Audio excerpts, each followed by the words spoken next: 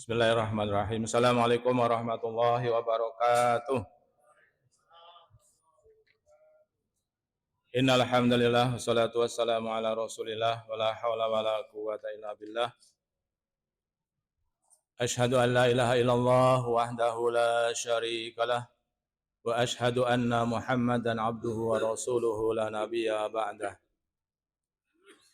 Allahumma shalli ala Muhammadin wa ala alihi wa sahbihi wa mawalah. Hadirin jamaah salat tarawih rahimakumullah. Pertama dan yang utama, mari kita bersyukur pada Allah Subhanahu wa taala. Alhamdulillah, sampai dengan malam yang ke-10 ini Allah masih memberi nikmat pada kita semuanya. Nikmat sehat wal afiat, nikmat kesempatan sehingga kita masih bisa hadir di masjid yang mulia ini, masjid kita tercinta ini, Masjid Nurul Amal, dalam rangka melaksanakan ibadah sunnah dan juga ibadah wajib. Ibadah wajibnya sholat Isya, ibadah sunnahnya sholat tarawih berjamaah, mengikuti pengajian-pengajian, infak, sedekah, dan lain sebagainya. Mudah-mudahan seluruh amal ibadah kita diterima oleh Allah Subhanahu wa ta'ala. Amin ya rabbal alamin. Salawat dan iring salam mari kita sampaikan kepada junjungan kita Nabi besar Muhammad Rasulullah sallallahu alaihi wasallam. Bapak-bapak, ibu-ibu, jamaah sekalian yang dirahmati Allah.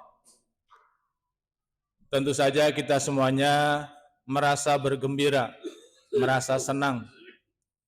Kenapa merasa bergembira, merasa senang? Karena kita masih diberi kesempatan bertemu dengan bulan Ramadan. Bulan yang sangat mulia, bulan yang sangat agung, bulan yang penuh rahmat, bulan yang penuh maghfirah, bulan yang pahala-pahala dilipat gandakan, bulan yang pintu-pintu surga dibuka, bulan yang pintu neraka ditutup, dan bulan di mana setan-setan dibelenggu. Oleh karena itu, dengan motivasi iman tersebut, kita semuanya harus merasa bergembira. Yang kedua adalah, barangkali mungkin di antara kita, di antara jamaah kita yang tahun lalu mungkin masih ikut sholat tarawih dengan kita, hari ini mungkin sudah nggak ketemu lagi dengan kita. Artinya bahwa Allah masih memberi kesempatan sayang kepada kita semuanya. Oleh karenanya, manfaatkan dengan sebaik-baiknya. Kita motivasi diri kita motivasi keluarga kita, agar terus menerus mendekatkan diri kepada Allah, melaksanakan ibadah yang wajibnya dikerjakan dengan sebaik mungkin, sholat jamaahnya dikerjakan dengan sebaik mungkin, sholat tarawihnya dikerjakan dengan sebaik mungkin, ikut pengajian, ikut tadarus Al-Quran, ikut santunan, dan lain sebagainya. Itu merupakan bahwa ternyata Allah masih memberi nikmat pada kita semuanya. Hadirin jamaah rahimakumullah, tema pada kali ini adalah tentang dosa dan taubat. Dosa itu apa sih? Suatu ketika seorang sahabat Nabi bertanya pada Rasulullah, "Ya Rasulullah, apakah dosa itu?" Apakah dosa itu, wahai Rasulullah? Nabi memberi jawaban yang singkat tetapi sangat jelas. Dalam sebuah hadis disebutkan, apa itu dosa? Dosa adalah al-ithmu ma haka fi sadrika wa karihta ayyat tala alaihin nas. Dosa itu apa? Dosa adalah ma haka fi sadrika, sesuatu yang membuat hatimu itu tidak tenang. Wa karihta ayyat tala alaihin nas, dan kamu merasa tidak senang kalau diketahui oleh orang lain. Coba mungkin kita cermati hadis ini. Dosa itu apa? Sesuatu yang membuat hati kita tidak tenang. Misalnya nih, ketika kita semua ini, kita yang mungkin bapak-bapak yang punya istri misalnya. Pasti saja tuh ketika kita mungkin berbohong sama istri kita, pasti hati kita pasti deg-degan. Pasti deg-degan itu. Nah, itu artinya apa? Berarti kita ada salahnya tuh, ada perbuatan dosanya tuh. Atau mungkin anak berbuat salah kepada orang tuanya. Itu orang tuanya pasti tahu itu. Kok kamu kayak gimana gitu kan? Kok ada? Ketika hati kita tuh merasa tidak tenang, itulah sesungguhnya kita berbuat dosa. Atau mungkin ketika anak sekolah misalnya, ketika berbuat salah ditanya sama gurunya, itu sudah pasti khawatir gitu. Pasti hatinya tidak tenang. Nah, dan yang kedua adalah syaratnya wa karihta ayyat tala alaihin nas. Dan sesuatu yang membuat tidak tenang itu kalau orang lain tahu pasti kita tidak suka. Nah, inilah Nabi membuat satu definisi tentang perbuatan dosa itu. Dan pasti kita semuanya pernah merasakan hal itu. Betul apa betul Bapak Ibu? Pernah kita merasa seperti itu? Pasti pernah. Tidak ada orang yang selamat dari itu, sudah ada. Dan saya yakin tidak ada orang yang bebas dari dosa. Betul, kita apa banyak dosa kita? Pasti banyak. Ada nggak yang merasa tidak pernah berdosa di sini? Pasti tidak ada. Karena sesungguhnya merasa tidak berdosa itu sesungguhnya sudah berdosa. Kenapa? Karena memang pada dasarnya manusia itu adalah memang tempatnya salah. Nah, orang yang salah yang terbaik adalah mengakui kesalahan dan bertaubat kepada Allah Subhanahu wa taala. Para jamaah rahimakumullah. Kemudian apa sumber dari perbuatan dosa itu? Sumber dari perbuatan dosa sesungguhnya adalah nafsu yang ada dalam diri kita itu. Innan nafsa la ammaratum bisu. Sesungguhnya nafsu itu memerintahkan kepada perbuatan-perbuatan yang tidak baik. Ya. Jadi apapun yang diperbuat oleh manusia, oleh kita ini semuanya, ketika bersumber dari nafsu, maka sesungguhnya akan muncul perbuatan-perbuatan tidak baik. Karena nafsu itu, lisan kita bisa berbuat bohong. Karena nafsu itu, hati kita bisa berprasangka tidak baik. Karena nafsu itu, akal kita bisa mengarahkan pada perbuatan yang tidak baik. Karena nafsu pula bisa jadi tangan kita mengarah pada perbuatan yang tidak baik. Lisan kita mengarah pada ucapan yang tidak baik. Langkah-langkah kaki kita juga bisa mengarah pada perbuatan yang tidak baik. Itu semuanya adalah karena nafsu yang ada dalam diri kita. Oleh karena itu, agama kita mengajarkan agar kita semuanya bertanya kepada diri kita masing-masing. Para jamaah rahimakumullah. Kemudian, terkait dengan bulan puasa ini, Allah mendidik kita, mentarbiyah kita untuk senantiasa diantaranya mengendalikan nafsu kita. Karena selama bulan puasa, selama kita berpuasa di bulan Ramadan ini, hati kita dididik. Hati kita dididik, pikiran kita dididik, langkah-langkah kita dididik, ucapan-ucapan kita dididik.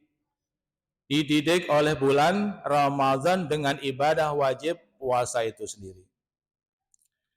Makanya Allah memberikan balasan yang luar biasa kepada orang yang mampu melaksanakan ibadah puasa lantaran karena imannya kepada Allah. lantaran ingin mendapatkan ridhonya Allah, lantaran ingin mendapatkan kasih sayangnya Allah. Dalam hadis yang sudah sangat populer disebutkan, man shoma ramadhana imanan wahtisaban ghufira lahu ma taqaddama min dzambi. Siapa saja yang berpuasa Ramadan karena iman kepada Allah, karena mengharapkan ridhonya Allah, maka diampunkan dosa-dosanya. Mudah-mudahan kita semuanya termasuk orang-orang yang berpuasa lantaran imanan wahtisaban. Amin ya rabbal alamin. Allah memuji kepada orang-orang yang mampu berpuasa. Kenapa Allah memuji? Karena orang yang berpuasa lantaran imanan wahtisaban itu, dia rela meninggalkan makan dan minumnya, meninggalkan syahwatnya, lantaran takut kepada Allah, lantaran ingin mengharap ridhonya Allah subhanahu wa ta'ala. Maka Allah ampuni dosa-dosanya. Bahkan Nabi juga mengatakan, alangkah ruginya orang yang bertemu dengan bulan Ramadan tetapi dia tidak diampuni dosa-dosanya oleh Allah subhanahu wa ta'ala. Kenapa? Karena mereka tidak melaksanakan ibadah puasa dengan sebaik-baiknya, tidak melaksanakan ibadah yang wajib, tidak melaksanakan ibadah-ibadah yang sunnah, sehingga Ramadan berlalu itu saja tanpa ada kesan pada mereka. Jamaah rahimakumullah, dalam sebuah hadis Nabi dikatakan bahwa Rasulullah itu orang yang sudah bebas dari dosa, orang yang dijamin terbebas dari dosa. Tetapi Rasulullah mengatakan beliau senantiasa beristighfar, paling tidak 100 kali.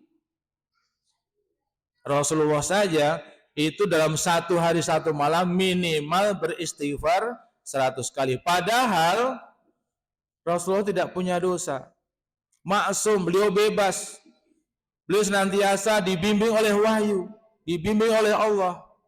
Nah kalau kita bagaimana? Nah pastinya kita harus lebih banyak lagi memperbanyak istighfar. Dan ternyata dengan istighfar itu Allah akan mengampuni dosa-dosanya. Di antara ajaran satu doa Rasulullah yang diajarkan kepada kita semuanya, yaitu kalimat Sayyidul Istighfar. Ini sangat baik dibaca ketika di sore hari ataupun di pagi hari. Ada yang hafal barangkali?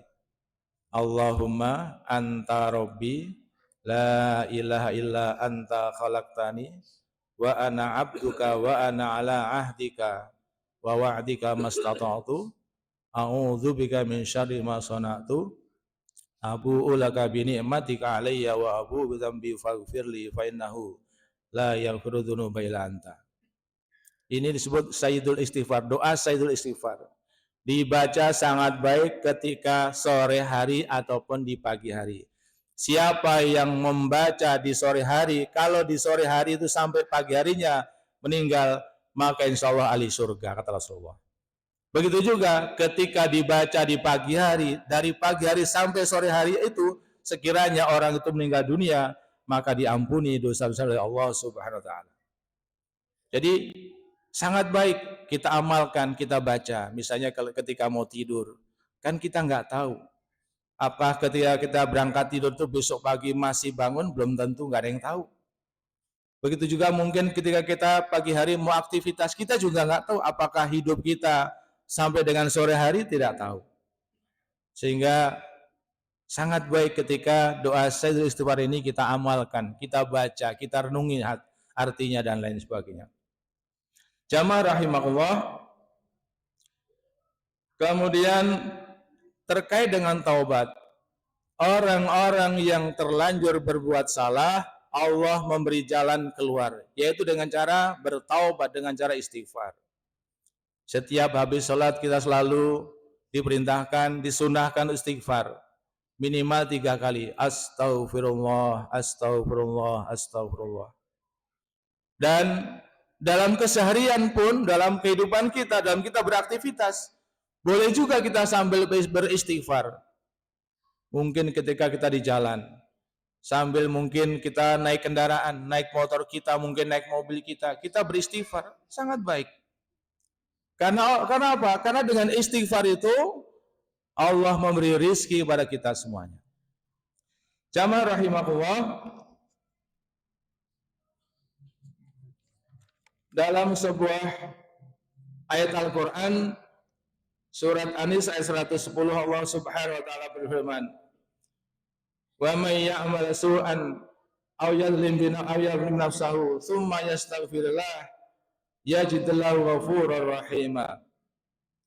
Barang siapa berbuat tidak baik atau menganiaya dirinya, kemudian dia beristighfar, maka Allah mengampuni dosa-dosanya.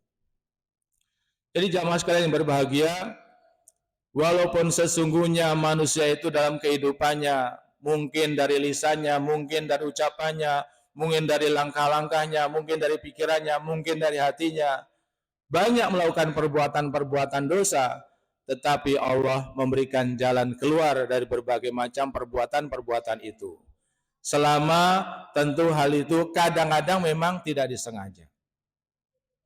Hadirin jamaah rahimakumullah, oleh karena itu ibadah-ibadah yang diajarkan dalam Islam seperti berwudu.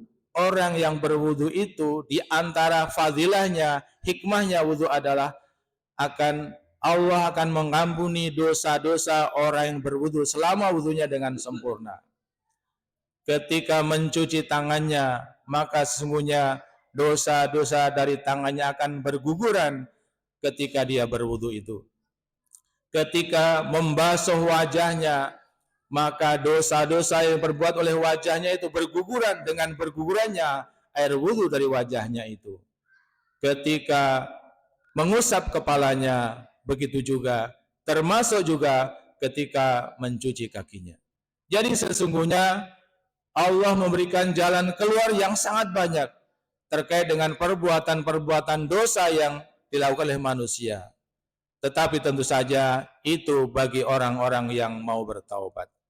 Jamaah sekalian rahimakumullah, tentu saja di antara waktu-waktu tobat yang sangat baik, di antaranya adalah di bulan Ramadan ini.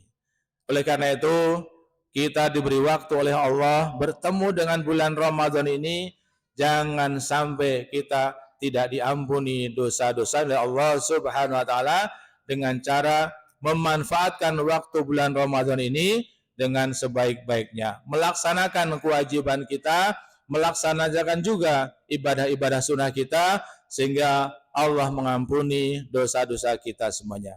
Mudah-mudahan Allah memberikan ampunan pada kita semuanya, sehingga nanti ketika keluar dari bulan Ramadan ini benar-benar kayaumin waladathu ummuhu, kita semuanya terbebas dari dosa seperti bayi yang dilahirkan dari orang tuanya. Amin, amin ya rabbal alamin. Terima kasih.